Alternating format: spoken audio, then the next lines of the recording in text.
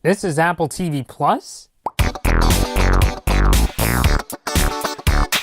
What's going on, guys? Blood Moon Bobby here, and Apple had an event on Monday, and among their latest announcements, they announced that magazines were coming to Apple News, they announced a new credit card, and they announced their own game streaming service, and they also announced a new Apple TV app, which will basically give you access to both the cable channel shows and also the iTunes movie and TV show content. So that's all well and good, but of course, a lot of people were expecting Apple to talk about their new premium streaming service, and they did, and it was a pretty epic showing of all these stars they had on stage to come and talk about their new productions. And how did I feel about it all?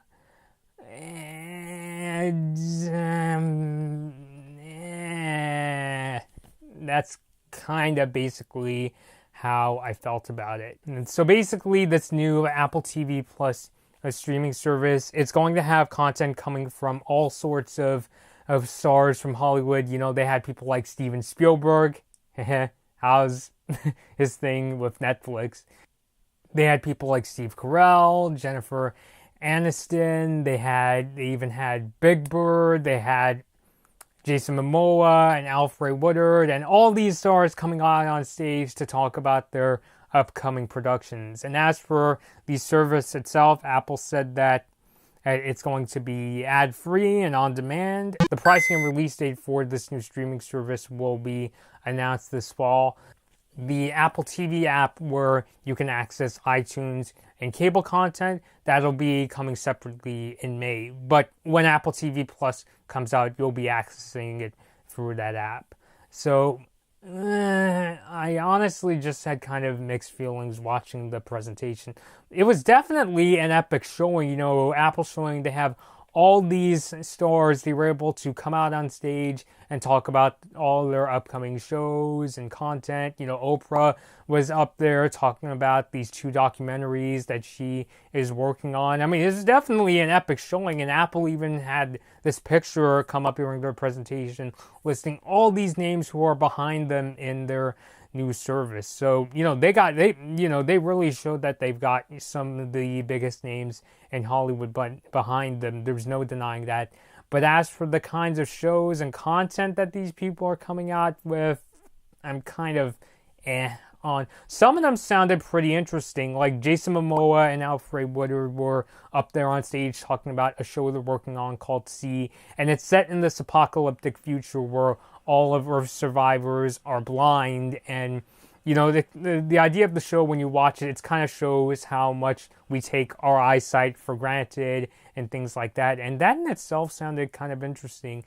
They didn't have anybody from the Peanuts go up on stage, but in a video they showed after all the stars got done with their presentation, they briefly showed a snippet of what I think is astronaut Snoopy. You know, you guys might remember I talked about it a while back. You know, it's the show where Snoopy is going to go into space and it'll be about STEM and that stuff. You know, I'm very curious to see how it'll go. And I mentioned that Big Bird was up on stage with this other Sesame Street looking character, and they announced this new show called Helpsters to teach kids to learn how to code, which sounds interesting, I guess. You know, like I said in my Astronaut Snoopy video, it's not that I'm against shows that teach kids how to code and things about STEM. You know, I grew up with some really entertaining shows that taught kids about science, you know, like Cyber Chase, 3-2-1 Contact, and of course, Bill Nye. It's just interesting how I bring up Sesame Workshop and 3-2-1 Contact. And, you know, shows that teach kids about math and science have been done and done a pretty damn good job in the past. I'm just saying, I hope they can do it these days without having to pander to kids. You know, you don't need to do that. You just need to make your shows entertaining, but also, you know, teach kids these things in a really fun and interesting way. But as for the service itself, I was just kind of on the announcements they made. I honestly think the big reason why I feel so how many times am I going to use that word in this video about the Apple TV Plus service is because I really feel Apple could have went a lot further with this announcement, especially since they're basically announcing this as their Netflix, Hulu, and Amazon Prime competitor. Especially since, Apple had all these big names up on stage on Monday. I really felt that this could have really been their chance to not only announce that they're going to have a streaming service with all this exclusive content, but I also feel they should have taken a note from Netflix's book and have movies and TV shows from, other companies that, people can already watch. Especially since when you're talking about, this is Apple, this is the company that has iTunes, and they have all these movies and TV shows that you can buy and rent. Like, it would seem like a no-brainer for Apple to go to these studios and say, hey, can we stream some of your movies and TV shows? I understand, I have a suspicion that the reason they can't, and maybe this is why they didn't make that announcement, is because the studios are like, if we were to, we'll let you stream some of our movies, even though it doesn't seem like the Apple TV Plus service is going in that direction. But if they were, I would imagine a lot of these studios would think, I mean, we could give you some movies and TV shows, but we can't let your subscribers stream everything because we still make more money when people have to buy every single movie and every single TV show. So I kind of feel that's why Apple may not be able to do that, even though with Netflix and Hulu and Amazon Prime, you could already do that. I mean, I watched Black Panther on Netflix. I saw The Wolf of Wall Street on Amazon Prime. So it's just like, but Apple can't?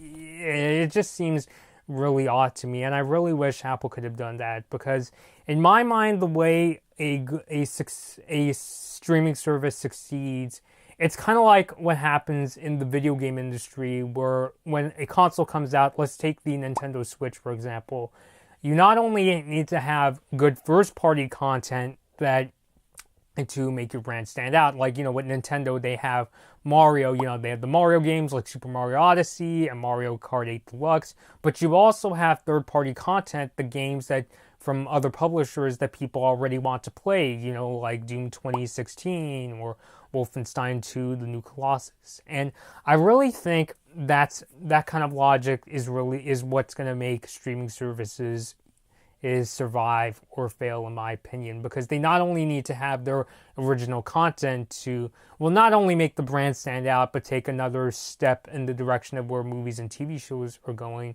but they also need to have original content, the movies that people really want to watch, to also rope in consumers. And I think that's why I have some faith in the Disney Plus streaming service, because even though with Disney Plus, they're coming out with their own original content made for the service, the CEO of Disney, Bob Iger, said that you're also going to be able to access many Disney movies through that streaming service. And that in itself, for me, is a huge selling point. And I honestly think going forward, you're going to see a lot of people subscribe to maybe one of the free streaming services. Like, they're going to pick like Netflix, Hulu, and Amazon. And then they're also going to pick maybe Disney Plus in order to watch all the Disney movies. As for Apple TV Plus, if this service, like let's say you subscribe to it, if it's going to be reliant on original programming as well as the content you can access through the Apple TV app, like iTunes, movies, TV shows, and all the cable channels programming, that's kind of to me. Like, even though, you could argue, well, that's their way of getting the content everybody watches, that, if you want to use cable services, or you could just buy a movie for iTunes. But I really feel like this could have definitely been Apple's opportunity to let people stream some of the movies that you can buy on iTunes, or their TV shows for that matter. Maybe they can't get everything, but kind of like Netflix and Hulu, I think they could have at least gotten enough to make it a viable option. So, but, of course, I can't, completely judge the Apple TV Plus service from this announcement alone. Obviously, I'm going to try it myself. I honestly hope that, because I feel like a lot of people are skeptical about Apple TV Plus, I hope Apple offers maybe like a 1 to 3 month free trial for the service, and maybe get people accustomed to the content that's on their service and let them try it out before making a final decision. And knowing Apple, they could definitely do something like that financially. You know, I mean, that's exactly what they did when Apple Music came out, you know, where people, you know, if they want to try it out, they could do a free trial. So I hope they really consider doing that with the Apple TV Plus service. Now, I don't want this service to fail. If anything, it's really hard for me to imagine the service, you know, falling on its face when it comes out, especially with all those names attached to it. It's really just hard for me to imagine it flopping. But I feel right now a lot of people are skeptical, and hence why I think Apple should do things like give people free trial and make up their own mind, and, you know, see if it'll convince people to try out the service. So I really hope Apple goes in that direction. And obviously you can't just, you know, completely shit on a streaming service's content without checking it out. So hopefully, yeah, I mean, obviously, it's not that I wanted every single show and movie on the Apple TV Plus service to be something of my taste. You know, that's impossible. And I also want people to, you know, see these shows and movies they like themselves. You know, maybe I won't like it, but there's bound to be an audience out there that will. But we'll just have to wait and see. Myself. I mean, like I said, a couple of these shows that were announced at the event sounded compelling. All right, guys, please post your thoughts down below on the Apple TV Plus service. Are you interested in it? Do you want to try it out? Or does it make you want to use another streaming service instead? Leave all those thoughts down below. This has been Blood Moon Bobby, and thank you guys for watching.